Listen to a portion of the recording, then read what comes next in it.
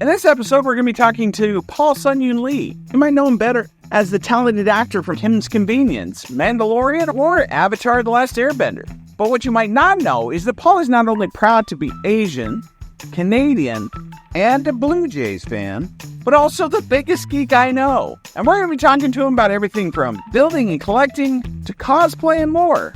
Better stay tuned. This is your Geek Fix.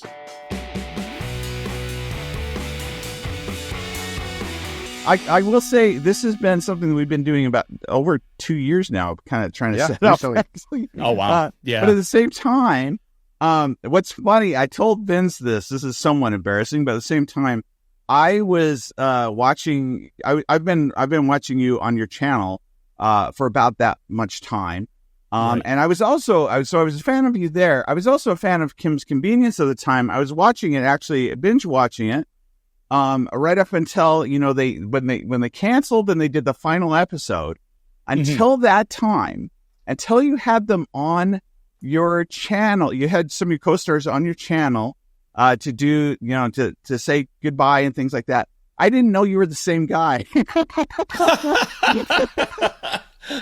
was like, wait a minute, that's him. I don't know if it's because of the cap or you have the different energy and everything else. Yeah. We're about the same age. And yeah, I thought Appa was like way older.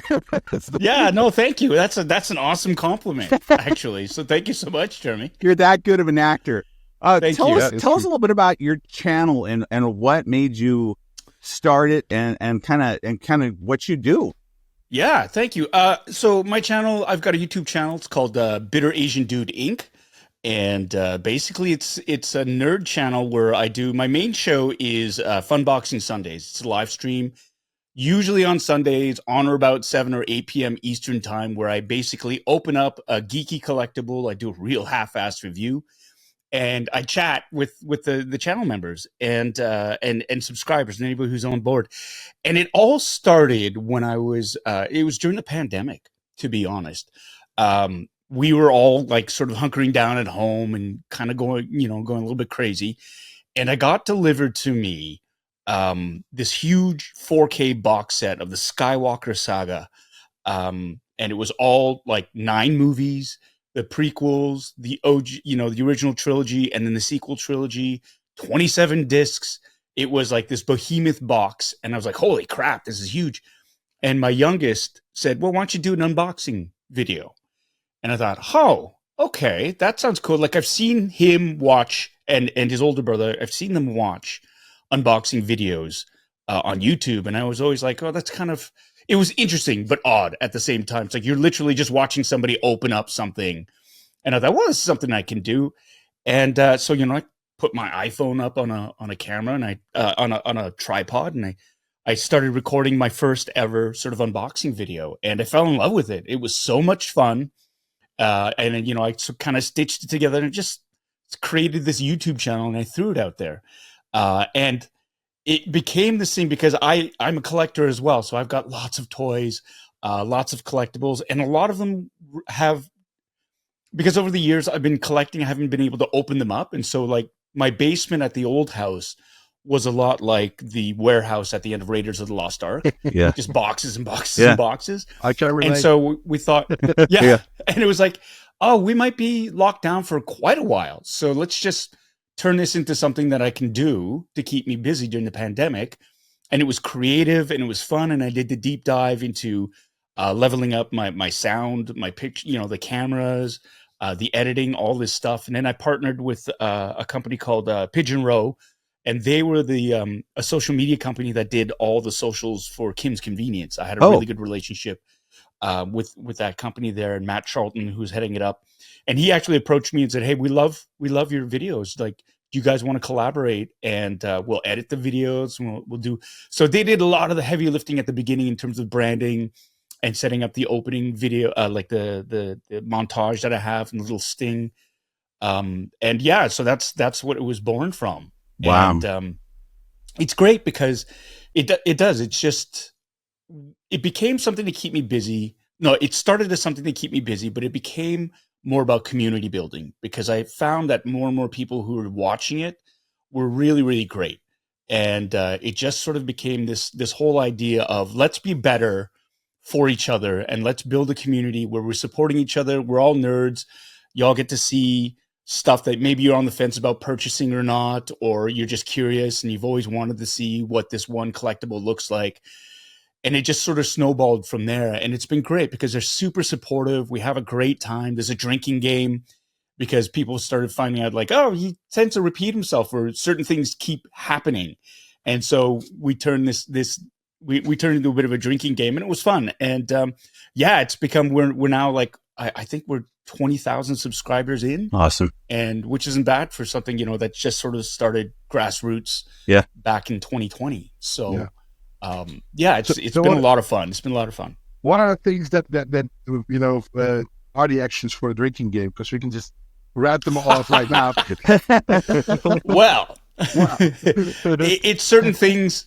Like, for example, if I swear, and I try not to, but every once in a while, let the F-bomb, like I'll just swear. And when that happens, you take a drink. It just comes out. Yeah. If I use a phrase, for those of you who don't know, or nothing can be easy, because when I'm unboxing things, often there are adventurous times.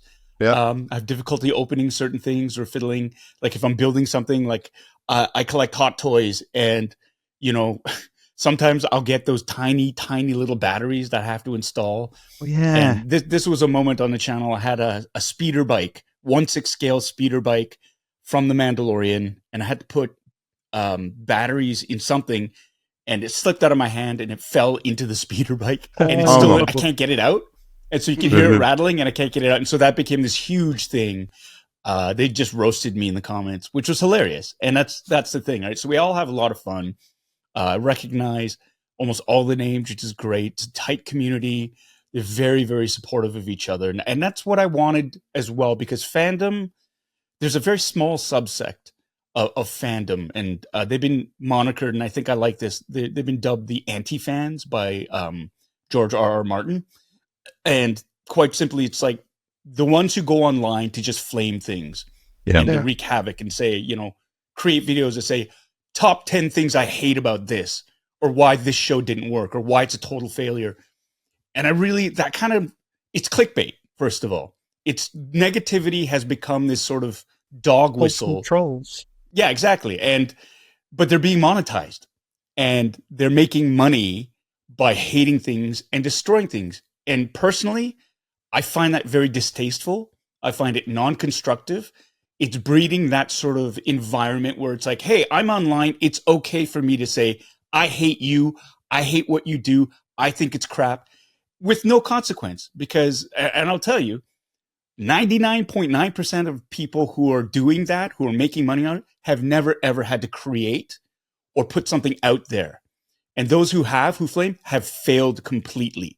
And so it's this whole negative energy that I really, really find quite boring, to be honest. And it tars the entire, like all of fandom with the same brush. And it's unfortunate because media jumps on it. And the media, mainstream media, has gone that way too. They're all about gloom and doom because people click on it and they want to see this. And so they make ridiculous bylines or headlines so people click on it. And it's really nothing to do. It's not as bad, but like they do this. And I hate seeing here. I'm sorry. I hate that trend. I really dislike that trend. Right, man. The fear is anger leads to hate leads to suffering. Exactly. Yeah. And I'd rather use, honestly, there's so much good that fandom does that gets overlooked. They do charity work. They support each other. If you're building a costume or a prop and you're having difficulty, you can jump on a forum and ask a question, and you'll get dozens of people who will want to help you. Right? These are the positive things about fandom that are always overlooked because negativity sells. And I want to get rid of that narrative. I want to shift it, and I want to shine a spotlight on all the good that fandom does, because we do more good than harm. It just feels like we're all a bunch of negative dudes who sit in the basement, who complain about things all the time, right? Who are gatekeepers. I mean, and I say that with full awareness that I am sitting in a basement right now talking about negative things, right? So the irony is not lost on me about that. Yeah. But at least it's not our parents' basement. My name is Vinz. I am the gatekeeper. Right. Yeah.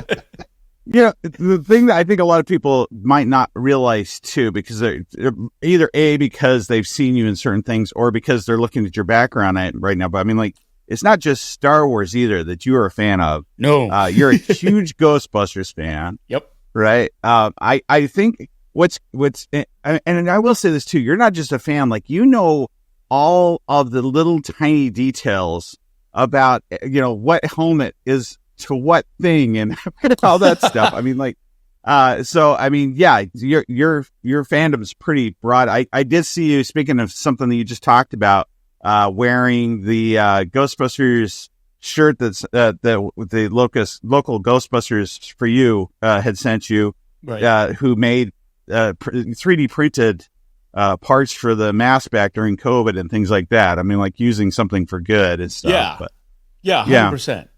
And that's it. I mean, the media glosses over all that. How much money has been raised for children's charities, Starlight Foundation, Make-A-Wish, through all these organizations that gets overlooked, or visiting the sick kids hospitals and brightening by up stormtroopers. Yeah, exactly. 501st does it. Ghostbusters does it. There's a Marvel group that does it. A superheroes DC group that does it. Any fandom will do that, right? And that gets overlooked all the time. Why? It's like, we don't want to hear about people doing good. Why? Nobody will click on that. Well, nobody clicks on that because you just bombard everybody with this negativity. And people want to, it's this whole thing. I don't want to believe this, but people find comfort or a release in hating things. It's like, oh, look at all these nerds. What a bunch of jerks. Oh, are you sad because your movie isn't doing well? I think it's like, also a human trait in which people like to see other people suffer, but not suffer like they just like to feel slightly superior, like, even if it's different levels of it. But if it's always wholesome news, it's just, well, there's nothing to criticize. There's nothing. Yeah, and I get that. There's something cathartic about, like, for example, American Idol. One of my least favorite bits, when it first, like, I don't watch it, but I remember when it came out, and they would always have that clip show of people who just couldn't sing. Mm-hmm. And it was so cringe for me because I just felt so much empathy for them. They went out, they took a shot, they couldn't sing. But it's not like, and some of them became like, I know I can't sing, so I'm going to go in and chew it up and have fun with it. But a lot of these people were genuinely thought they were good singers. And I found that quite distasteful. I really didn't like it because I don't like seeing people get humiliated in public. I think that is punching down to the extreme. And people might argue, well, they went out and they auditioned and, they put themselves in that position. And they signed a waiver that says they're allowed to blah, blah, blah, blah, blah. Still. Yeah. But I still find that quite distasteful.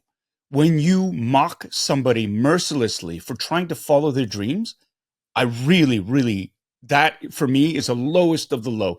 That is the laziest, most crass, most hurtful thing. And all in the name of what? Ratings. And I've become more and more aware of this as I've gotten older, as my career has progressed. It is so easy to mock and put people down, and in the comfort of your own home. And the internet has fed into that in spades. And you can do this from the safety, but these are human beings who are trying things. If God forbid, you ever try something and you get pegged that mercilessly by people, you would have issues for the rest of your life. And I really disagree with that kind of format. I don't like that. There's also a big disassociation with people as a whole, because it's literally a small window in someone's life, and you only see the surface of it. You don't know what's behind it all. You don't know why this person is doing it or the reasoning for it. And I see it all with. So I'm a Ghostbusters cosplayer as well in the Netherlands, and some people were wearing sneakers at the premiere, for example, because they had a medical condition on their feet, and they were like being mocked in code, so to say, by people that they're wearing sneakers. And I'm like, yeah, well, I mean, if you look at the Ghostbusters, they're portly men in the late of life. They're stuff from the basement. Why wouldn't they wear sneakers? And it should be fun. It should be fun. Yeah. And I think to cultivate that might take well, it might look like it takes more effort, but it pays back in 1,000 times more than if you're going to hate on people and bring people down to get yourself. Yeah. It should be the other way around. And that's the other thing. Who are they hurting? Oh my God, he's got sneakers on. Oh my God, that's not screen accurate. Oh, it's like, have you ever tried going out with the actual Cochrane boots and a 40-pound friggin' proton pack, and you're in that flight suit and you're sweating your nuts and you're in all this. Yeah, and your feet are killing you. It's like, yeah, man, wear the sneakers. Who cares? How does that hurt you? How does that affect you? How does that look poorly upon anybody but you for pointing that out and mocking that? Like, there's a level of snobbery that is kind of, that I've noticed as well in all fandom for cosplay circles. And part of me is like, there are people who take such umbrage and who are so offended if something's a little bit off. And it's like, they're not dressing for you. You can dress however you want. They're not hurting you. They're not besmirching the brand that you love or whatnot. Well, you should be happy that people are, there are different levels of ability and skill and budget and physical restrictions and all these things. Well, why are you yucking somebody's yum? Right. They're dressing up. They're going to something that they love. Why don't you point that out instead of, oh my God, those knee pads for the Scout Trooper are upside down. Let's burn the world. It's like, come on, dudes. Come on. You call Darth Vader. Right? I think one thing that I'll point out also, because I mentioned earlier, one of the things I love about you is that you're proud of these bits and pieces. The kids that are out there that are afraid to wear a costume outside of their house because the other kids would pick on them and things. On the flip side, what I love about Paul is I've watched a few interviews that you've had, not related to any of the franchises that you've been a part of or related to the things that are in the background. He'll be doing a serious interview on the news, and in the background you have all your collection and your helmets and everything else. It's so awesome. I love that fact. Thank you. It's who I am, right? Like, right. That's the thing. I'm proud of it. I'm proud of it. It's like I spent a long time, curating, building my collection. I proudly display them. I think it's a cool backdrop. It's much better. Like, people who blur the backgrounds, it's like, I get it because you don't want it to be distracting or whatever. But everybody looks at everybody's background, and everybody's looking at like, oh, okay, what's this all Look about? at all my empty shelves. And I find this, yeah. But I find it pleasing, and it's I'm proud. I am proud of what I've collected. I don't feel like, oh, look at that. Doesn't he come across as a bit immature? He collects toys. It's like, man. You've collected it for something. Like, it's not for anyone else, it's for you to feel proud of. So why aren't you proud to show it off? I wish they'd ask you the question, though, that they'd be like, so what are you doing in your kids' room, Paul? It's always cool. It's like, I know in one that I watched, you had like all the helmets and stuff in the background. I'm like, why aren't they asking about the helmets? I knew that the interview had nothing to do with it, but they always do. They always do. Whether it makes the cut or not, they always do, either before or afterwards, sometimes during. Cool. But it's always, And then if not, it's great because you'll know in the comment section, people are like, oh my God, look at that backdrop. Which I love. I mean, that's you want to know that people like it, and there's a wow factor to it as well. When we did for Avatar, we had this a Zoom meeting where DDK had let us know that we were getting renewed for seasons 2 and 3. Oh yeah, and the comment section blew up because they're like, Uncle Ira with the sweet video game setup. He's a streamer, and I thought it was hilarious. Because everybody was, oh, he's old. Buff Uncle Ira then also. Yeah, right. Yeah, right? Yeah. One day. Take us back in time, like where like first costume, first. Yeah. Where what are we talking? What age are we talking? First time I remember actually cosplaying as a character and not like a generic sort of like monster for Halloween. Like, right. Was Mr. Spock. I was in elementary school, and I got the rubber ears, and I found a blue velour shirt, and it was I have no sewing skills, and my parents were way too busy working, and so I found this blue velour shirt, but it had a small 3 button down sort of collar, and for me it was like, it's not quite It's not, for me, I wanted, even back then, I remember I needed to look right. So, but I remember unbuttoning it and folding it in so it looked kind of like a V. Oh, so yeah, taping yeah. it, and I had a black shirt on underneath, so it's close enough. I had drawn out how did I make that patch? I made a patch that was as accurate because I like to draw when I was a kid too. So like I did that. Oh, I remember I had a book about Starfleet operations. It was a thick book. I still have it in storage. And there was the Delta signature there. So I copied that and I put it on there. And I remember putting the braids on the sleeves. And yeah, we did the costume parade around the gym in my elementary school. And I think I must have been grade 4 or 5. And I walked around and, they're always, and I was the only character that I saw only kid that had like a costume of a character from a show that wasn't, like the plastic bag with the plastic mask with the single string. Yeah, so something that wasn't just store bought. Exactly. And so it was really, really cool. And I remember I tried to be in character. So I had my hands behind my back, remained very emotionless and just sort of nodded at people and stuff like that. And raised the eyebrow. I thought, fascinating. You had the single eyebrow raised at that age. Yeah. That's pretty good. Yeah, I love, Star Trek was my jam. I'm doing it the same. Yeah. So that's the first, I remember the first time I ever cosplayed as a character that I really, really loved. And that just sort of went on from there. And I really didn't, like, when I got to university, I kind of, got out of cosplay a bit, although I did dress up as my technical director for one Halloween. At the University of Toronto, the UC drama program. I had a fake beard put on, colored my hair gray, had the purple t-shirt, and I won the contest that year for best costume. Wow. It was great. Yeah. But then I didn't really pick it up. Did you get pictures alongside him as well? Yeah, it's awesome. Yeah. I have it somewhere. Cool. And then, I didn't really pick it up again until 2016. I got back into it. We just finished shooting season 1 of Kim's Convenience. And as a present to myself, I went and I had been slowly procuring parts for a proton pack over the year.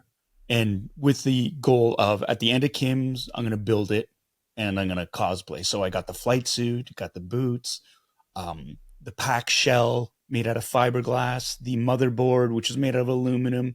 Started collecting all the internals, the speakers, the soundboards. A lot of it was plug and play, but I had to assemble it myself, right? And I had like 4 different build threads from gbfans.com. And I'd actually reached out to a couple of them too and said, hey, look, I'm following your build thread. And they were This is the foam one that you made. Is this that one? No, this one, the foam one I made, okay. I had made in 2014 or 2014, 2015. Oh, okay. The one that was made of foam core and styrene. Which looks awesome, by the way. I mean, thank you. Yeah, thanks. And again, like this was something because we were doing the play. And I remember around that time too, I'd been lurking on the gbfans.com site for a while, and I'd always wanted to build a proton pack, and I built it, and it was great for what it was, but I wanted more. And then when I met Andrew Fung, and I was creeping his Facebook page, I saw that he had like a fiberglass shell with the internals. And I thought, that's what I want. That's what I really want. So my second pack was the one that was like the full Cadillac version. Like I went out and got the e-cig machine to blow smoke to vent the pack afterwards. And I had like toasted marshmallow scented smoke coming out of it, which is great. Yeah. How'd you do that? Wait a minute. How'd you do that? A lot of my components were plug and play. So I didn't fabricate a lot of the stuff because I just simply don't have the technical skill or the patience or the time to learn how to do that, right? But what I could do is assemble all these, like the soundboards, the wand boards, all the parts, and put them together. I mean, that's pretty much the upper limit of where I was at back then. And so there's a company, Fincher Technologies. It's Charles Fincher and his dad. I think it's Jim. And they had this, it was a vent pack that went into the end cylinder, which is the end filter, which is at the bottom of the pack. It's just like this little cylindrical tube. We've got mine somewhere around it. Yeah.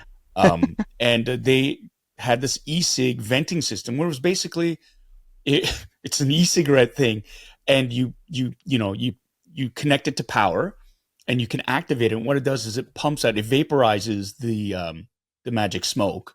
There's no nicotine in it, and it just sort of pumps it out. And whereas for an e-cig, you'd be inhaling it, and like vaping, but this was just being pumped out into the wild, and it had little fans that pushed it out. And so it was tied into one of the electronic presets where if you had the wand activated for long enough, there would be a buildup, and it like an alarm would go off and going, and the pack would shut down because it overheated, and then it would vent you here. Oh, that's so cool. Yeah. I got I still got to install it. Yeah. There you go. So yeah, that's cool. It's a really fun feature. That's part of, I think, how I found your channel. It was either that or the helmets that I found your channel initially. And I actually, showed a kind of a cameo of you in our video because I went out and built a proton pack in a graveyard in a haunted town nearby here. But you were my reference up for that because you also did some Spirit Halloween packs for your kids. So cool. that's what I did it based off of. Actually, it was your info. And that's the beginning. Was like I didn't get into live streaming for my channel till much later.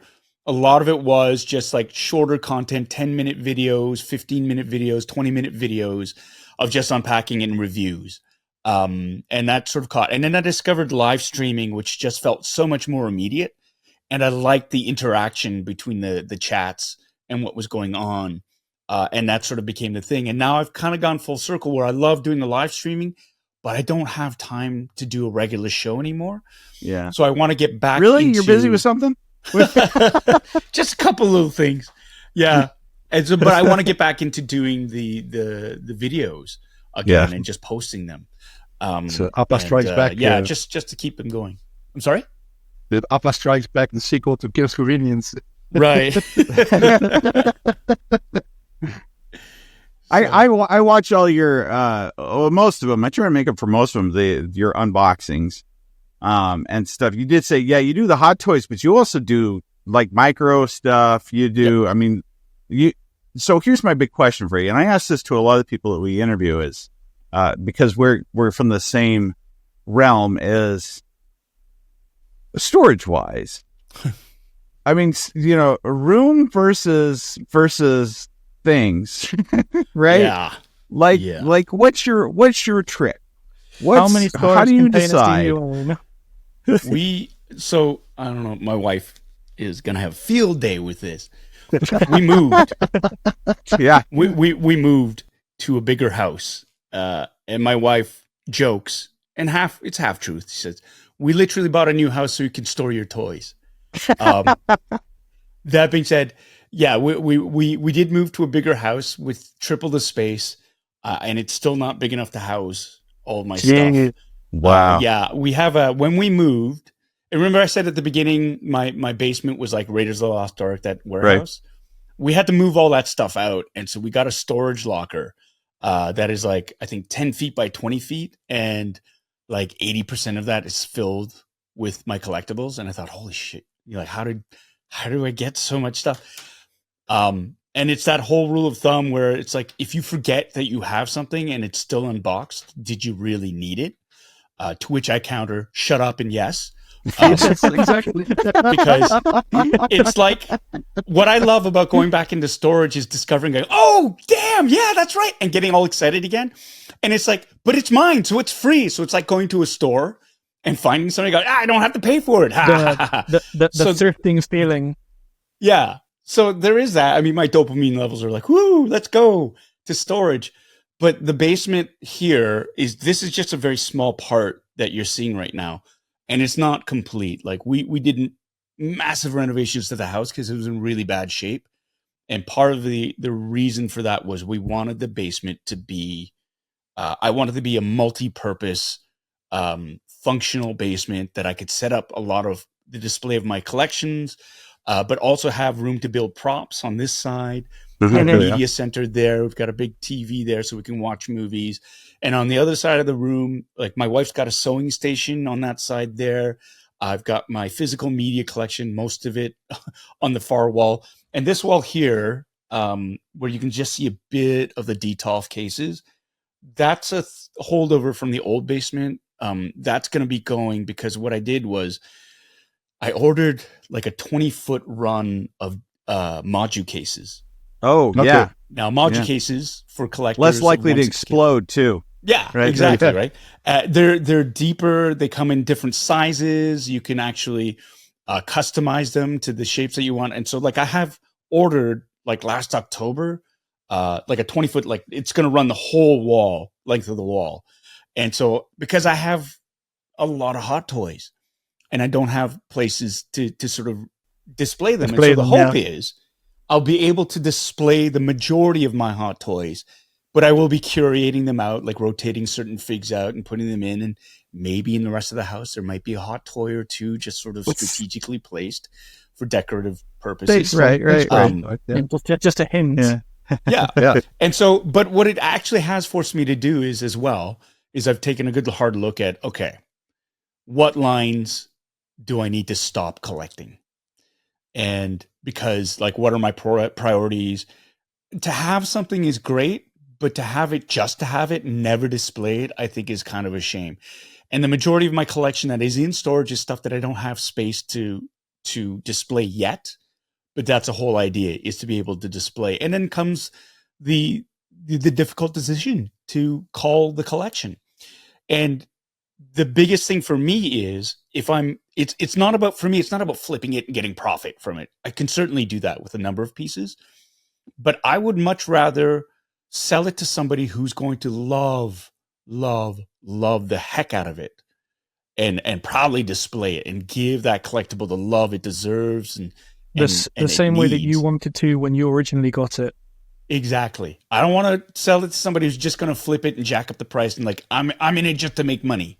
Yeah. You know, you can sense who's going to be like that when you're selling. I would much rather have somebody who's really going to, and because that's how I got started with my Hot Toys collection. This guy that I knew in a nerd group that I was in was selling his Hot Toys, Hoth Leia. And he said, I've had it. I've never put it on display. It's beautiful. It deserves to go somewhere where somebody's going to love it. And I'd heard of Hot Toys, never seen it. And he gave me this ridiculous price for it. It was like $200. I went, yeah, okay. Cause I looked it up and it was like $600-700 on the open market if you wanted it, cause it was out of print. I thought, yeah, okay. So I gave it to him. I opened it up, fell in love with the line completely. And that's when I started collecting Hot Toys. And it is about, you know, I just love the detail. The sculpts are next level now. Like this whole, and I do Star Wars. I stay in that lane, the Star Wars lane. Yeah, okay. I have a couple of Marvel figs, but it's mostly just Star Wars. And this whole next line for Ahsoka, the sculpts, it's creepy how good it is. Right? Some of Hot Toys also have. Are any of yours the ones where you can pop off back of the head or the hat and move the eyes around? Yeah, those are always interesting. Those are, you got to be careful because then you can make them look kind of a little. If they're not lined up, you're like, I can't get them to look normal now. So I was going to ask you a difficult question. If you had to say which one was your favorite out of your Hot Toys collection, pick a child. Yeah.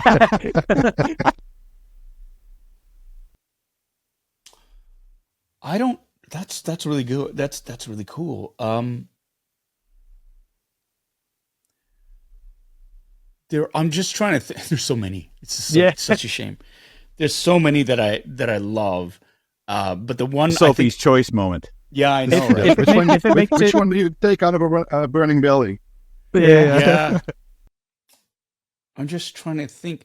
I mean, there are a number of ones that you can still buy on like at Sideshow Collectibles, at stores and stuff like that. And those are great. So I'm just trying to think of one that is out of print that you cannot get anymore. That is really, really, you know, special. That speaks to me. Gosh, I think, and it's got to be Star Wars. Your favorite? Like, no. Yeah. There is one that I actually there's a couple, and it's so funny because it's not Star Wars.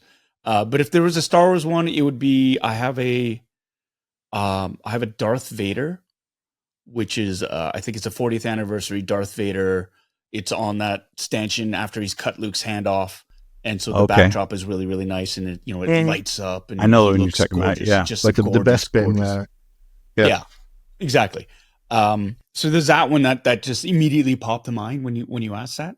Mm-hmm. But I think one of the ones, there's two that I really love that aren't on display that need that love. One is the Predator from the 1986 classic starring Arnold Schwarzenegger, the first one. I got that one on the secondary market. Because I loved it. Like I just love that franchise. How tall is it? It's so it's 1/6 scale, so it's about 12 inches, maybe a little bit taller. But here's the thing: I haven't unboxed it yet because I got it just before we moved. What's that? You could always joke and see your empty spot in your depth off now. Yeah. And then there's a RoboCop. RoboCop. Yeah, I've seen that one. So I have the ED-209 that's out there. Like I had to grab it and bring it out. And the ED-209's really cool. But I have a RoboCop and he's in his diagnostic chair. And I need to find a really great spot to put it. Wow. And that's why I'm hoping the module cases, when they do finally come in like 2035. Yeah. Yeah. Pretty big lead time on those yet. It's ridiculous. It's so funny because I had no idea it was going to be this long. Until I read the fine print and it was like, oh, it's like 6 to 9 months. And then I read online, it's like, no, it's 1 to 2 years, dude. Wow. These are all, Yeah. So we'll see. But is that the one where he has like the weird little laugh that he goes like this? That's one. I'm sorry, you broke up. No, the RoboCop one where he goes like this when he's shooting. Is that the one also? The version that you have? Yeah, he's in the diagnostic chair. The leg does open up, and you can put the gun in there. Okay, you can, yeah. He does have. You have different chest plates that you can put on it, like the damaged one, and same with the helmet. So that's all swappable. Yeah, that's one of them that where he looks really cooking. That he does the Paul Weller face when he's shooting. He has like this really weird expression. Like he has You can swap the mouthpieces. Yeah, so he's got the different expressions on his face. Yeah. Wow. That's cool. Yeah. So what about tools wise? Like, is there a favorite tool that you have as far as that you use for making things or for? I have to say the most useful tool so far has been the Dremel. That is something that it's a tool of mine that's out all the time. It is hanging up. That's my go-to. I got the different attachment where it's the cable. Oh yeah, I have one of those too. Yeah, like the old dentist one. Yeah. Yeah. So it's just I can maneuver. It's gotten me into and out of so many jams, especially with my cosplay, the armor builds, different things. That the Dremel has been part of it. You still have all your fingers. I saw that. Cutting it. You still have all your fingers. Yeah. So far. I am really paranoid about hurting myself, and so I'm super careful whenever I do things. I'm That's why I'm you not got a all big the fan. finer. Yeah. Well, I remember you've always had your helmet collection someplace. Yeah. I know, was it in your last place or in this one where you have kind of a closet or storage area that you redid and now it has a lot of your collection in it? Let me see if this is going to work here. Hold on. I got a secondary camera. Oh, okay. I'm going to see if I can pop this on and see if I can switch it over to my A10 Mini here. Hold on a second. Okay. Give me 2 seconds. You can edit this, right? Yeah. This is actually all that we're going to keep. Is this? Yeah, me floundering about. This is going to be the first short. This and the part where you said, "I hate everything you do." There you go. It's switched. So there we go. I have. Okay. Oh, look at that. That is impressive. Nice. Right. So over there. So this is So I do have sorry, I've got this arm in the way as well. So that's my collection. I mean, again, this is a temporary placeholder, but what I'd like to do with the helmets is if I have the Hot Toy figure that goes with it, I like to pair them up. So like there's Bo-Katan's helmet with the Bo-Katan Hot Toys. And in the corner, I've got a Clone Trooper Phase 2 helmet with a Clone Trooper as well. I've got Man. the Carson Teva helmet, the replica there with my Gentle Giant 1/6 scale bust. And then you can see the Mandalorian's helmet right there in the top corner, right? And so this is kind of an idea of how aesthetically I like to sort of display them. I have many more helmets in storage. Funny enough, and again, it looks like the prop store auction that James and I were at. With all the it really does. Yeah. Oh, cool.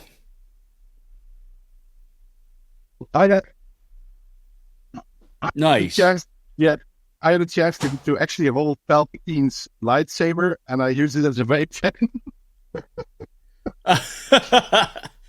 Cool.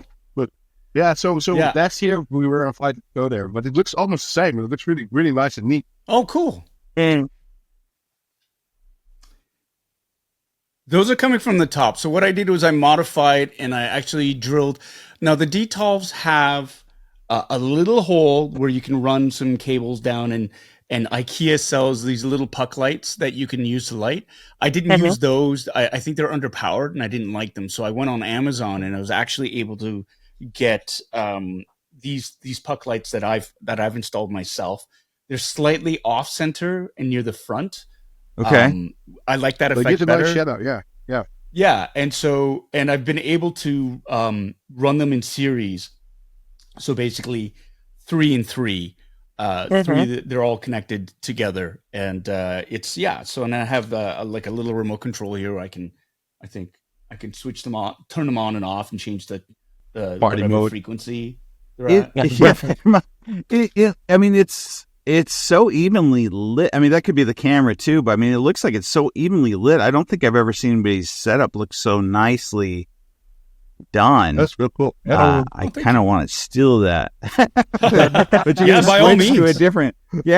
So lock your doors. I like the way that you did it. So that's very cool. And again, it's like looking at other people's. I'm just gonna put this down because it's getting heavy. It's like looking at other people's collections too. Like I loved doing that, and what I want to do eventually is do the room tour, and just sort of show off. This is how I have things displayed, because that's where I get inspiration from myself. And so like I saw somebody do the off-center lighting, and I thought, oh, that looks very compelling. I like that. And so I copied it basically. Right. And so I love that. I love seeing people, what their collections look like, how they choose to display them. I get inspired by them. And I'll steal bits that I like, that I find aesthetically pleasing, and sort of, yeah. Well, that's the thing, right?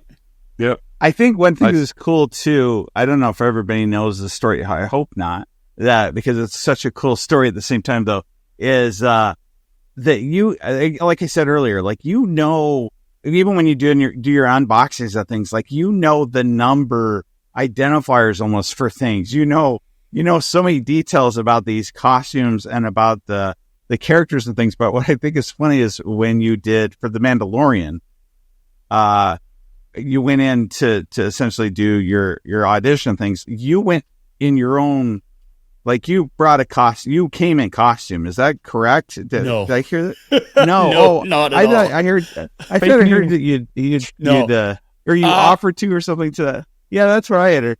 So, with regards to I've never cosplayed for an audition. I've never gone in costume for an audition like that. For the Mandalorian, I didn't even have to audition. They offered me the part, and I think what you're thinking is, so social media is a funny thing, because people see an image and sometimes it's like the Mandela effect. They remember it differently. It's the Mandalorian effect. Yeah, exactly. And so what the story is, when I first was, the first time I ever went to Los Angeles was for this it was called the Unforgettable Gala, and it was a celebration of Asian Americans in the media. And I'd never been to LA before, and I was there, and this woman jumps in front of me, and it's Deborah Chow. Oh, And I knew Deborah 30 years ago now because she's from Toronto. She's from, and we worked together at this theater company. And, she was an aspiring filmmaker back then. I was an aspiring actor. I did a day on one of her short films, and then she disappeared. And I didn't see her again until she jumped in front of me at this gala. And she was like, Paul, do you remember me? I'm like, oh my God, yes, Deb, where have you been? So we caught up, and then she said, hey, I'm actually working on The Mandalorian right now. I'm directing. I was like, oh my God, that's amazing. And she said, I've been trying to get in touch with you because Dave Filoni is a big fan of your work on Kim's Convenience, and he wants to write something for you. Oh, that's sweet. And that's when I freaked out. And I basically said, hey, you do realize, I'm a cosplayer. I'm a member of the 501st. I have all these costumes at home. And so she said, send me the pictures and I'll show them to Dave. So I showed her the pictures. She texted them to Filoni that date, like that minute. And he texted back saying, oh my gosh, she could just show up to work wearing those costumes. Right. And so I think that's where it kind of got confused. That's what I heard. What ended up happening was, because I was playing a rebel pilot, I also cosplay as a rebel pilot. And I had pictures of myself in my own costume that I'd put together. And so, the different media outlets start using those pictures saying, Canadian gets cast in this and that. And they start using that photo. And then people start thinking, oh, he wore his own costume. And all this stuff. Because they get the two things confused. It's like, no. The Mandalorian, they have money. They built everything for me. It's all professional. My costume, I did not have to use, and I did not have to, I did not get to keep any of my costume from the Mandalorian either. That's the second most. Right. I saw your recent video with the helmet. Yeah.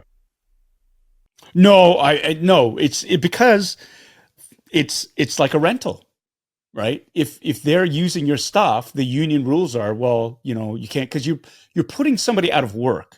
If you provide your own things like that, it's like, well, the wardrobe department, they're union members, right? You're taking their job away. And you don't want productions to go, hey, start bringing your own clothes in. We don't need a wardrobe designer. So that, those are rules around it, which is why they build things. And conversely, everybody says, so did you get to keep all that stuff? It's like, no. It belongs that belongs to Lucasfilm. That is theirs to do with what they want as well. Exactly. All the companies out there. Yeah. So that I think that's where the confusion I saw the film where you. Oh, sorry. We have a bit of a delay. But I saw the film that you put on with the video about you getting like Frankie Polito to do a replica of your helmet, and I thought that was just a win moment. That was just a very big moment, I think. Thank you. It was really awesome. Yeah. Thank you. Yeah, Hasbro has finally released something regarding my character, which is the Black Series, the role play helmet. It is a replica of the flight helmet that my character uses in the show. Hold on a second. Oh, yeah. I spot the Camp Tono in the back as well. Oh, there you go. In box, ready for unboxing.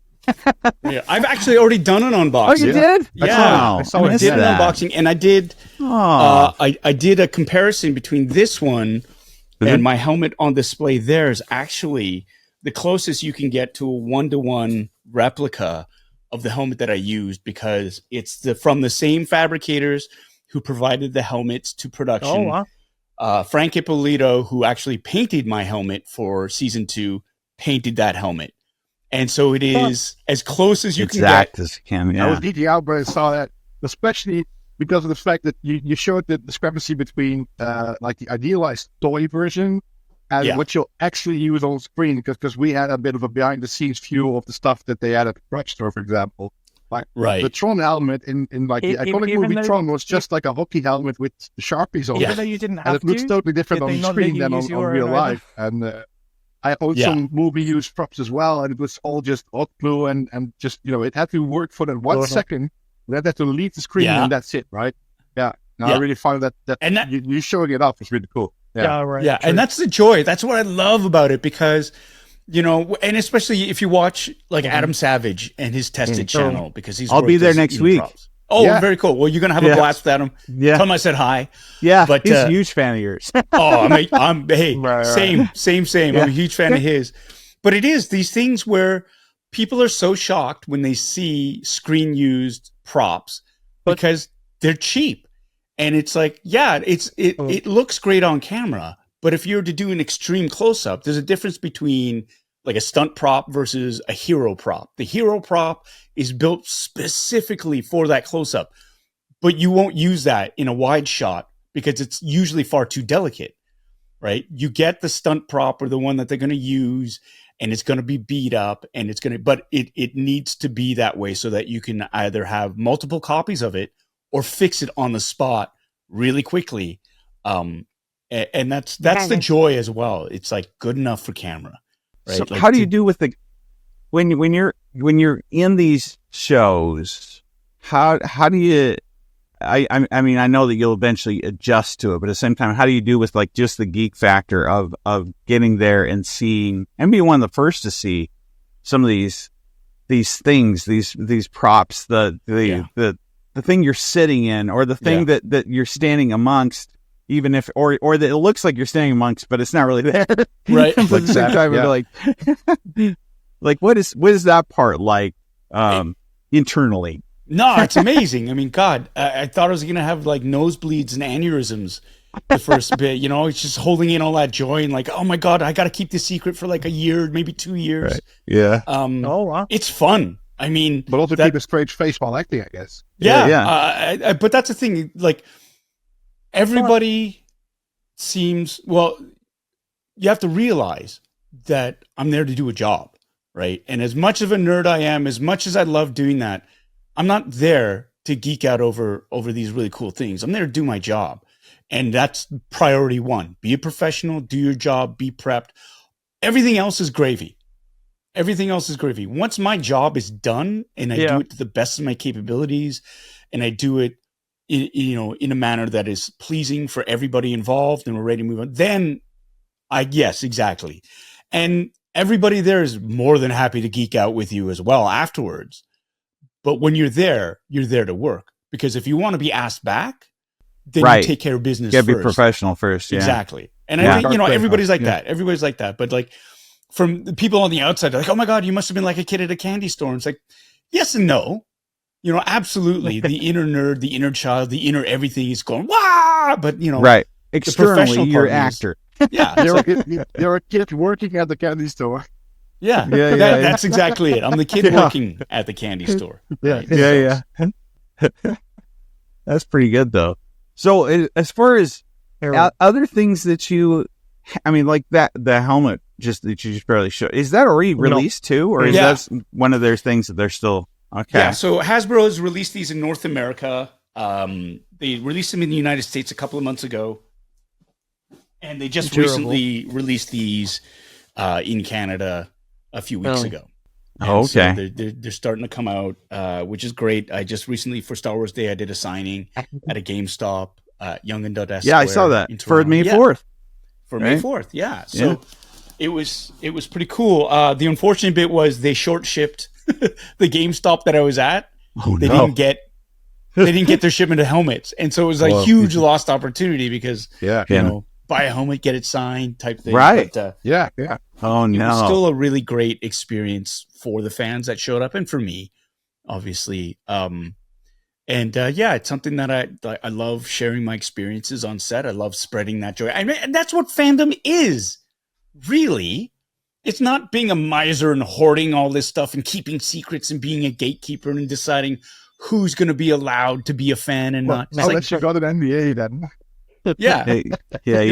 And that's the thing. So it's like people are asking me, like, anything in the past is open. So I talk about, sitting in an X-Wing cockpit, which is awesome. Working with certain actors. It's just the joy. So that's what it should be about. It's just spreading that joy and sharing. And I think a lot of people have been living vicariously through me as well, because they know I'm a nerd. They know I'm a geek. And, one of the things that makes me feel... Yeah, already dumped and I found out. I mean... Yeah, one of the things that makes me feel really great is when people say, one of us made it. which I love because It's geek outside. I've been accepted into the nerd community, right? And rightfully so, because I am a nerd. I've always been a nerd, right? So it's nice that people are rooting for me and are happy for me as well. Mm-hmm. So, well, yeah, your hat says it all, right? Right. But also, just one side note, I think, because I first got to know you through Kim's Convenience as an actor, and I was a big fan. I always want to share this story, and it can go in or it can't go in. It's a bit of a sob story, but it ends up positive, I guess. But my father passed away in 2020, and I don't want to age you or anything so that you're old enough to be my dad. But Appa really had mannerisms like my dad had. Like being the funny family man, and that really got me through him passing away. And you know, I binged Kim's Convenience because of that, because of the little jokes, because of the funny little mischief he gets up to. So I really appreciate you in that role, and you really helped me go through a really difficult time because of that. Additionally, I was very surprised that you were a very eloquent man. And much younger than your parents, Jeremy can attest as well. Yeah, and also a very big good geek. acting.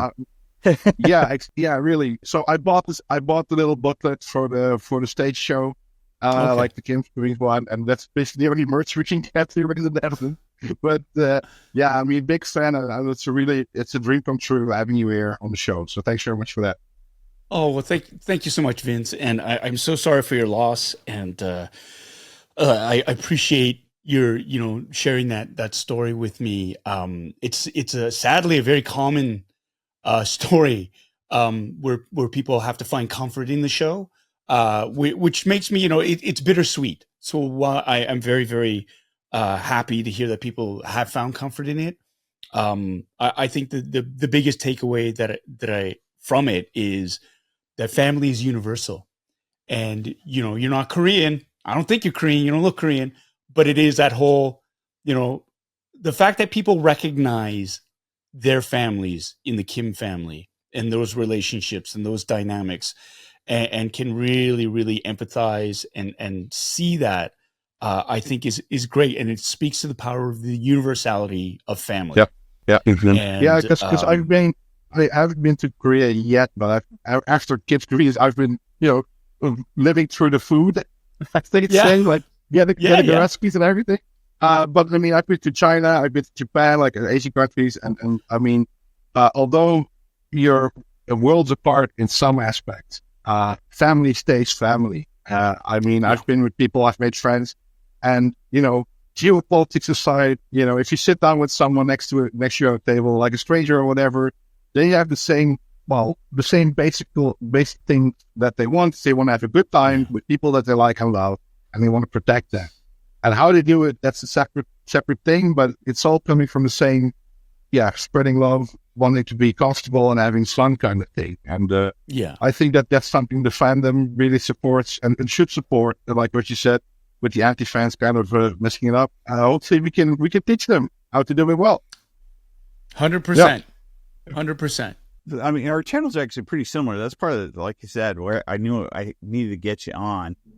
In fact, when I first told Vince, I was like, well, there's this guy that I just... I didn't know Vince was a huge fan at the time. But at the same time... like what? Yeah. But at the same time, we've got a couple of projects coming up. We've got the retractable lightsaber and stuff that we're going to be doing stuff on and things. So, I mean, we'd love to collaborate with you again. Yeah, also we got an interview with the Ghostbusters prop master next week. Oh, great! So if you need any hints for your props, what stuff was made out of, that'll watch for you. I have a very shameful admission to make. I haven't had a chance to see Frozen Empire yet. Oh no! Yeah, I know. And there's so many. I was like, I've seen all the goodies and the doodads. I'm like, oh my gosh, this is going to be a big catch up. And so what's your videos? Yes, 100%. Yeah, plugging. Yeah. At the same time, I mean, messages for people that are out there who look at you and want to do the same, or the want to, they want to seek out those. They want to seek out their dreams. They want to do things like I get comments right now we're getting thousands of comments about something, and at the same time, most of those comments are, I really like to do this, but I don't know how to blah de blah, or I don't feel confident about. I mean, the thing that you would say to someone that kind of they have the interest, but the confidence isn't there. Right. What would you say? You know what? Everybody starts from the beginning for something. Everybody does. Even the most skilled artisan started from ground zero and had to learn. Some people pick it up intuitively. Others have to work really, really hard at it. What it really comes down to is how much do you want to do it? Really. You can find 1,000 reasons to stop yourself from trying something, but if it's because you're worried about your ability, don't. Everybody had to start from somewhere, and you won't ever get on it if you don't do it.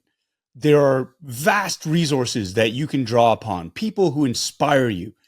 If it's something that you want to do, there's a reason for it. So follow your passion, follow that joy. And you don't have to be a master right from the beginning. Fail spectacularly, right? Take those chances, learn those skills, do the deep dives into it, but do it all with a sense of joy. You're doing this for fun, I would imagine. And as long as you are having fun, it's awesome.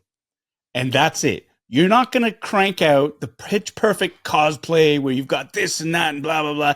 And you've got that wow factor. You need to build up for that, right? So be kind to yourself. Have fun. Do your research. Connect with people, right? It's a great opportunity to like meet like-minded individuals, make friends with them, learn stuff from them, and just that's your journey. And you set your own pace for it. It's not a sprint. A lot of these things, it's a marathon, and I still have tons of stuff to learn. I'll build something, and I'm my own worst critic because all I see sometimes are all the mistakes that I made, right? I'm building something like, well, there's this and there's that. A lot of people won't, and they won't care. They'll see the aggregate of what you've built and gone, wow, that's amazing. I wish I could do something like that.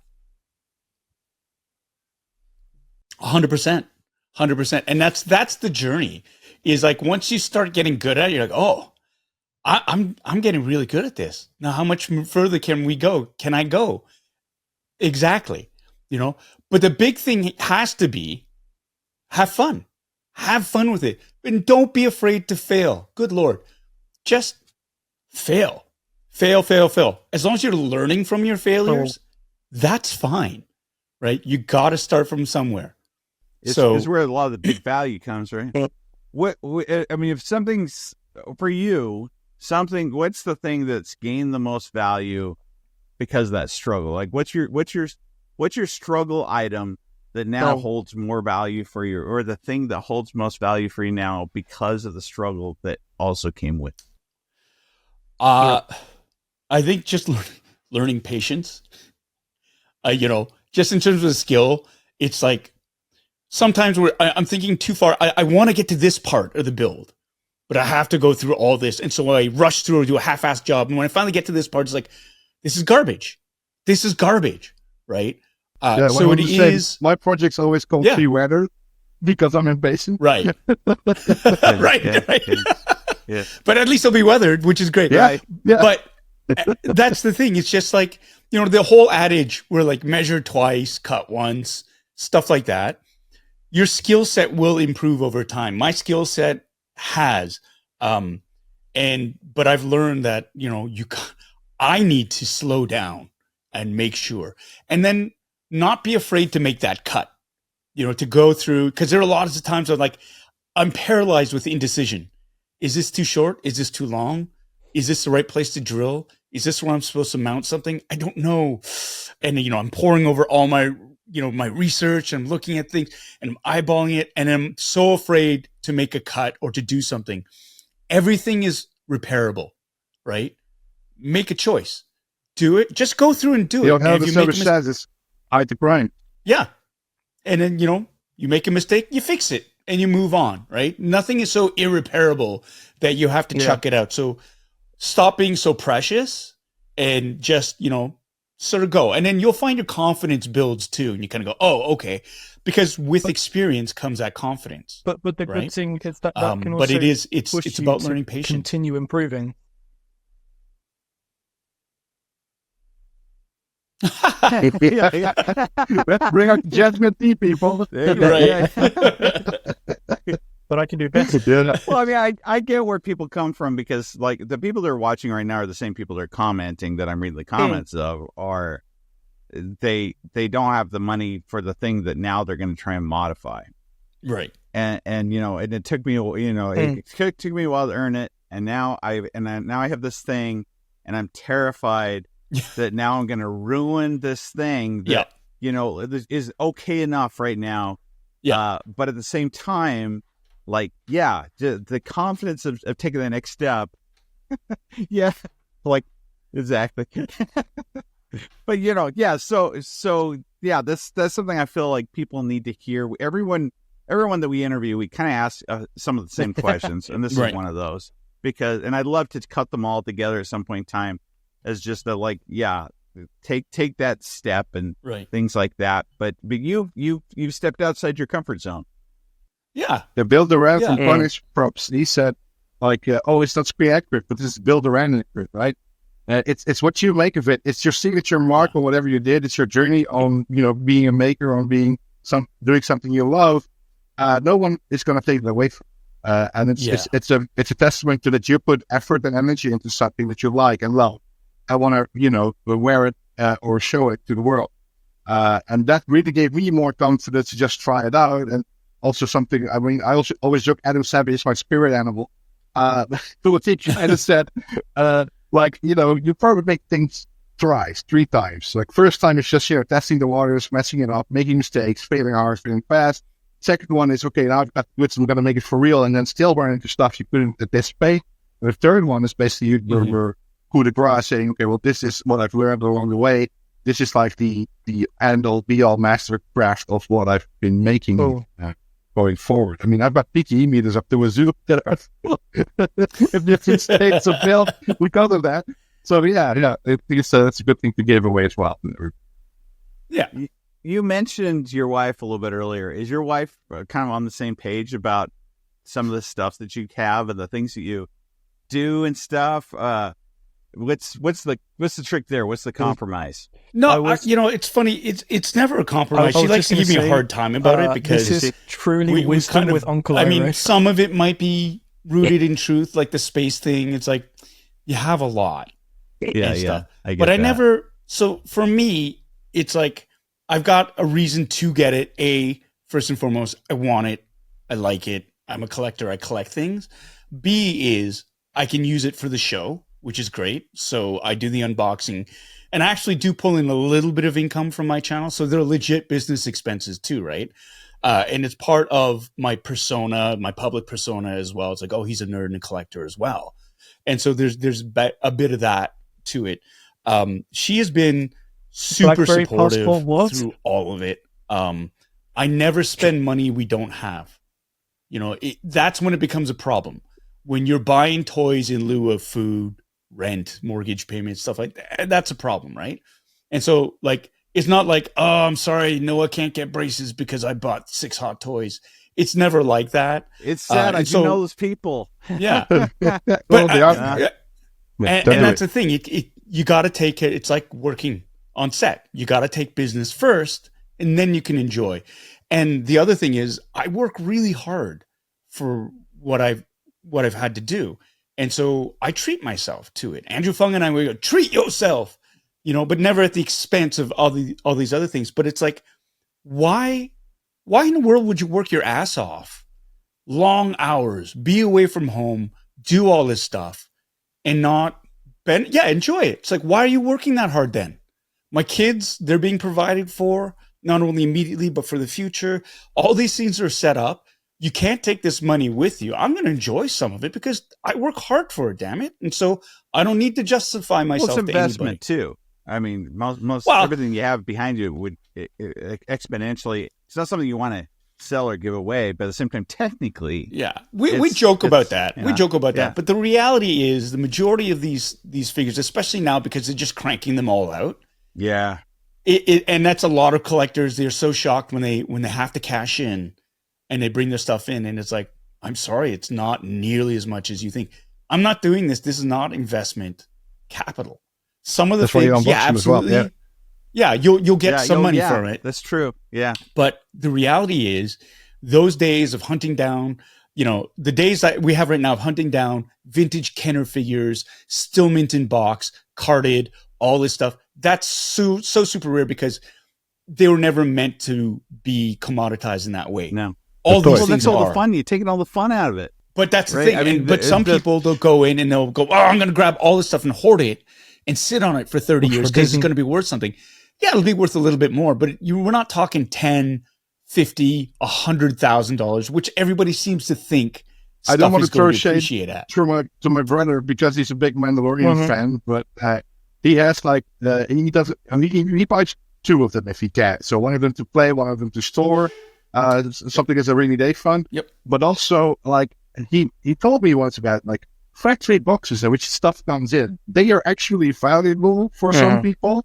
So if the cardboard that the actual things got shipped in, that could be $50, $40, $60. Yep, the shipper boxes. For some people. Yes. And I was it has become ridiculous. I tell my wife that's the reason why we had so much artwork. The artwork on the outside of some of these is pretty good. Oh no, it's just regular box from the factory. Yeah, no. See. Wow, look at that! Can you see those boxes right there? Yeah, those are shipper boxes for all the Hot Toys. Wow, those are shipper boxes. Those are the boxes that the actual toys are and so I keep the shipper boxes. Why? I don't know. Because there's a stupid part of me is if you sell it again, you'll get a little bit more money if it comes in the original shipper box. But here's how it gets even more insane. Now, Sideshow is offering, do you want a box for your shipper box? Because if you have a shipper box that isn't damaged, it's worth more. This is why we can't have nice things. The shipper box, box. Yeah. It's ridiculous. And so...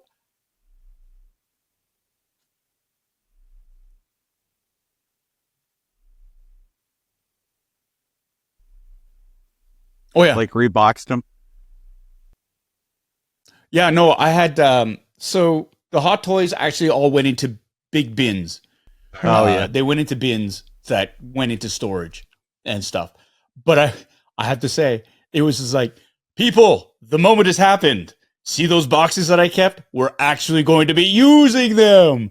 And so when I transported all the stuff that was on display, I put them back in the boxes, and I was looking at my wife going, I told you one day, if we're going to do that, I told you. And so it was just it was great. It just it finally happened. But now that we're here, it's this is going to be, we're going to die in this house. It's this is our forever home.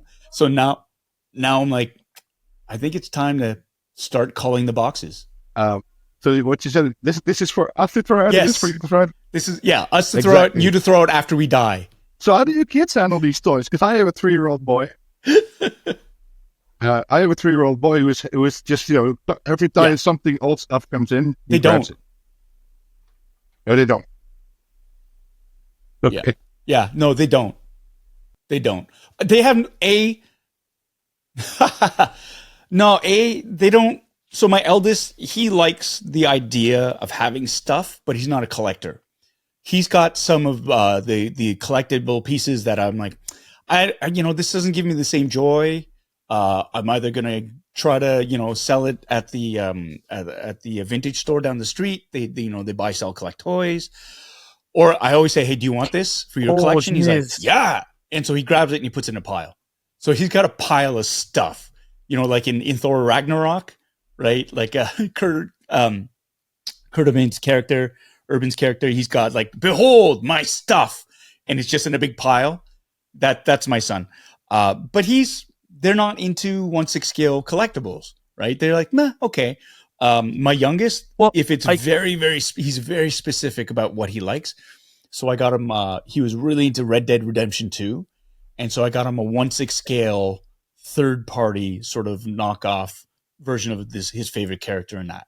And he loves that. Like, so he's got it, but like, now, the hand's broken off, the guns. I know this might be crazy, but for the actual moving from one home to the other, right? Like, that's what you do. Use these boxes, but it's for but you're doing what you want with it. So the hot toys, or was it just I'm not the box was one thing and the box was another?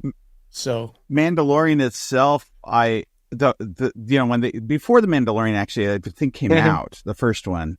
Okay, it was just before the second season that they released the animatronic. I'm still going to call it Baby Yoda, but the animatronic one that they released. Unthinkable. There was a bit of money. I decided that I would also, because my daughter, I knew the second she would see it, she was going to destroy it. So then the Five Below or whatever was selling a stuffed version of the Grogu, and it looked similar, right? Just a decoy. Yeah, it was, and that's what I did. Yeah, it was like $5 for that one to keep her from my other one. There you go. You know what I mean? Like, had to distract her from it, because otherwise, And here's the thing: they are toys. My youngest. So I had been collecting Pacific Rim. There were 6-inch figures of all the Jaegers and some of the kaiju. And I'd take them out of box, and he was all like, "Oh, can I play with those?" And I was like, "You already broke my DeLorean time machine. It's electrocuted. Said, it's the don't touch the steering wheel." And you broke the steering wheel off. And I was like, "Oh no!" I said, "These are not action figures. They're meant to be posed. You can play with them, but just know they're not action figures, right? So play with them, but please just be careful and know that there's certain limitations to the arm, the movement and stuff." Within minutes, the legs broke off this one, their arms broken off this one. I was like, just keep them. Just quality control was what that was. So, it's just, it's fine. And because at the end of the day too, and this is the other thing that I keep in mind, they're toys. They're bits of plastic. Yes, the collector in me loves them. I love them. I'm not ashamed that I love toys. That's cool, man. This is what I love. I've always loved toys.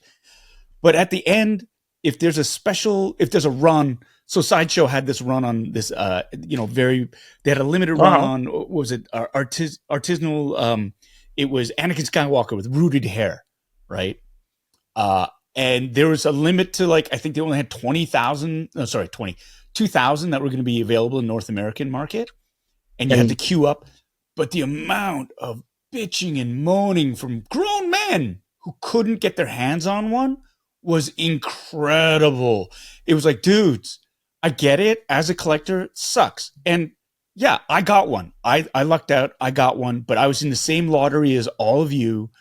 But it was the ones who didn't get one who were like, "This is unfair. I hate this. I'm going to cancel all my pre-orders. I got robbed, blah, blah, blah." And it was like, wow, with all that's going on right now. And as a collector, I get it. It sucks. But the lengths to which the tears flowed online and the outrage, it was like, if you really want it, yes, it's going to suck. You're going to have to go to the secondary market and pay more.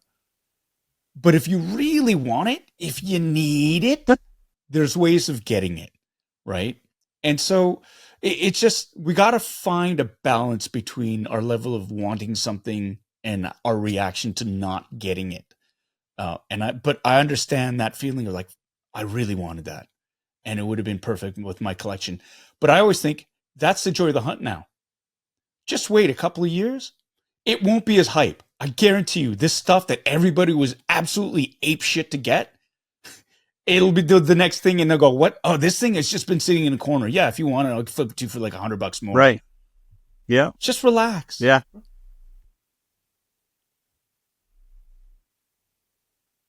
Yeah. That's true. Yeah. Yeah. And so it's like, it's cool. Like, I get it. We're human. I wanted that thing too. I lost the fan base, James. Thanks. Yeah. So it's just, we need to relax a little bit too. I was going to ask how many you had left. So we can't see the forest for the trees. We get so hyper focused on that one thing. And you go, why are you collecting? I love that you call yourself Bitterasiandude. They're quite the opposite, actually. In my youth, Vinz. And angryappa. In my youth. Yeah, in my youth. It was just, it's a reminder because I used to be exactly like that. Everything was an outrage. I took everything personally. Like, and that was the thing. And like Bitter Asian Dude was more about the work that I didn't get, the roles that I auditioned for or weren't allowed to audition for. All these things, everybody was conspiring against me. And I found in the end, while venting like that is useful and feels good for maybe 5 seconds, it's fruitless. It goes nowhere. That negativity builds nothing. Tearing stuff down is easy and it feels good in the moment. But afterwards, what are you left with? Nothing. So I figured this is what I want to try to do. And I'm still trying to do it. And I am human and I fall sometimes.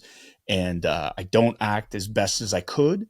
But it is about, I would much rather use my energy and be positive and try to build things and make connections and think about workarounds and be constructive instead of sitting and pissing and moaning about something that I got jobbed about. Benevolent Asian dude. Yeah, I guess. But I use that term to remind myself, this is where you came from, right? Never forget that and be better. Be better. And I've been trying. I think it's a little bit, I was like, born in the fires of mortar when it came to personality, like a few years ago. And I really cooled down. And then, I may not have that many years of experience on you, but I guess the feeling of being able to let go and without losing, what you think is worthwhile, that is such a liberating feeling to have. And being in yourself, with yourself, and feeling that thing that you're maybe egocentric, but not egotistical anymore. What your boundaries are, how you feel, what you want to do in life, and you just have to remember they are toys. Part of it's going to be celebrating your life with others, they can't get a toy, and theirs with yours. They throw a tantrum. They want the toy. And then being able to let go of all the things that have dragged you down because of it, that's such a liberating feeling. I just got to taste that recently, and I'm living the high right now because of that. So to take more time for myself and my family and the people I love and invest in them. And it's such a great roller coaster. There you go. Words of wisdom. I couldn't agree 100% more. I mean, that's it. And at the end of the day, that's what it's about, is dropping that rope. Why are we holding on to these things that piss us off? Like, why? Why does anybody want to stay angry? That's the other thing. It's like, yeah, but I need it. So you need it for what? Yeah, well, most of the time it's been like we mimic it a lot. That has been through a lot, and in our mind, in our youthful minds, maybe I've let us down a bit, and you try to mimic the fact that that's our coping mechanism. That's what we're gonna emulate because it gives immediate release. But you kind of go into like if you're at a crossroads, you're going into the bad route. While all the while there could be like happy nerds like us doing a podcast. But that's the thing. And I'm not advocating against. We're human. So we need that release sometimes. But we're also grown-ass adults who have a modicum of self-control, and their ways of venting, which are not hurtful, which are not, disparaging towards others. Like, I get that. You can, but like, once you get that release, it's like, okay, be an adult now, put on your adult pants, right? Take a breath. And how do we move forward from this in a constructive way instead of just having a tantrum, or a mantrum, as I've heard it called, mantrums. It's like, it's like, okay, chill, dude. Sun's still gonna come out. It'll be okay. So, do you have anything right now that's coming up that you want people to know about, or that they should be watching for? Or even on your channel? Yeah, no, I mean, again, I've not been able to do my live stream in the last couple of weeks. Part of that has been a choice to spend more time with my family as well. And they're probably hard. Yeah. And as much as I love the community too, and they're super chill about it as well, which I love. They're all like, we're here for you when you come back, we're going to have fun. So I really do want to start I need to dump out more videos. Because I have so much stuff that I need to unbox that I want to unbox. You do involve your family, though. I mean, they're part of as far as I'm concerned, they're part of your channel. Oh yeah. I mean, you've had on different members of your family, and they get open things, or they're the ones that are excited about something. And that's part of integrating them into the videos too, because it's easier, right? Just say, hey, we're going to unbox this thing today and we're going to talk about it. Right now, the next big things that are coming up is May, I believe, 18th. Let me just check my schedule here. Yeah. So I'm going to be at the Motor City Comic Con from the 17th, 18th, and 19th. That is just an hour outside of Detroit, Michigan. So if you're in the area and you want to drop by and say hi, I'll be making an appearance there. And then I will be at Phoenix Fan Fusion from the 24th of May, the 25th, and the 26th in Phoenix, Arizona for Phoenix Fan Fusion. Adam Savage will be there. My good friend Simu Liu will be there. We're going to be offering up a Kim's Convenience photo op.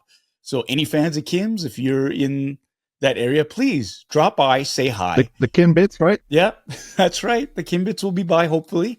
And so I don't have anything. Let me think. Oh, there is a show. It's up in Canada, though. I did an episode of a show, web series called... Tell us the Canada show. Yeah. Yeah, it's called One Man's Treasure, starring Ron James, who's a beloved, legendary comic up in Canada. Very, very funny man. I learned a lot from being on his show. I had a lot of fun with it. He could teach a master class for improvisation. He was great.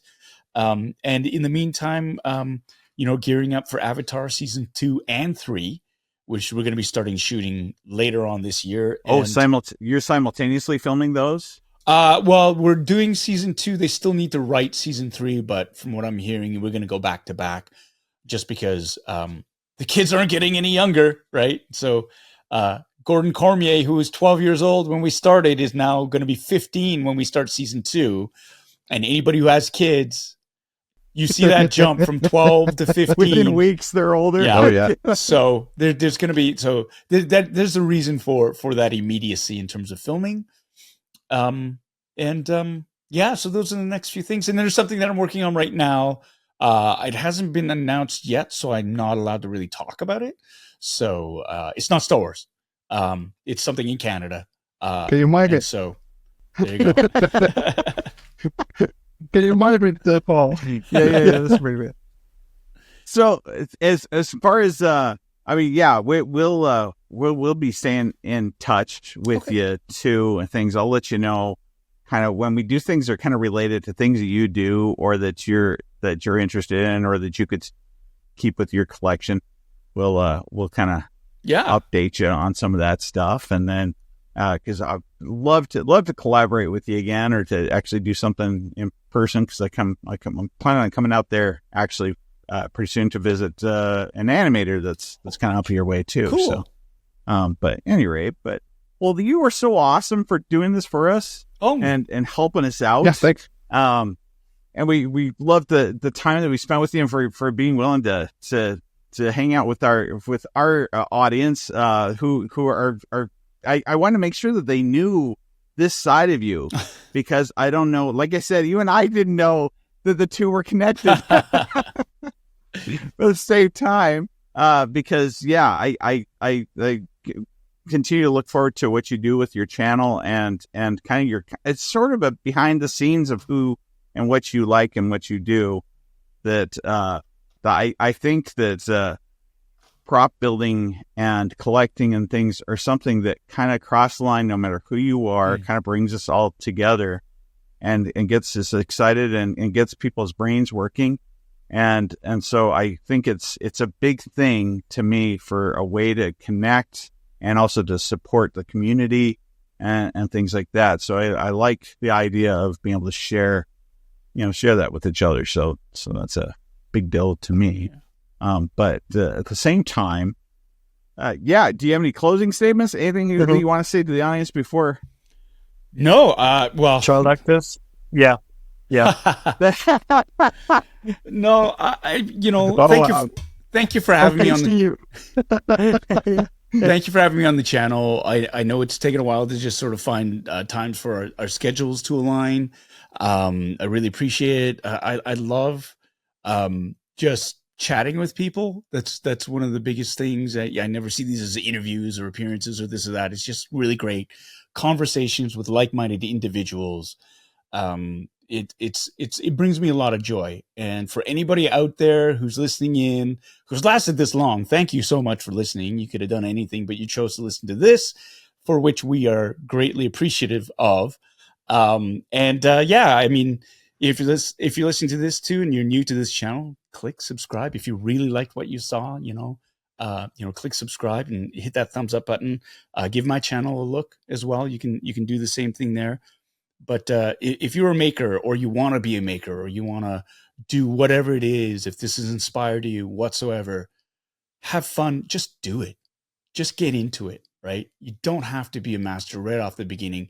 A lot of the joy comes from leveling up and discovering these things and sharing this and finding like-minded people who can help you on your journey. It is indescribably satisfying and joyful when you can connect with other people and create something yourself and share that. That's all I have to say. Don't be scared. Just do it. To learn more about Paul Sun-Hyung Lee, check out his channel at Bitterasiandude Inc. Also, stay tuned for some of the other things we talked about today. In the meantime, like, subscribe, comment below. This is your Geek Fix.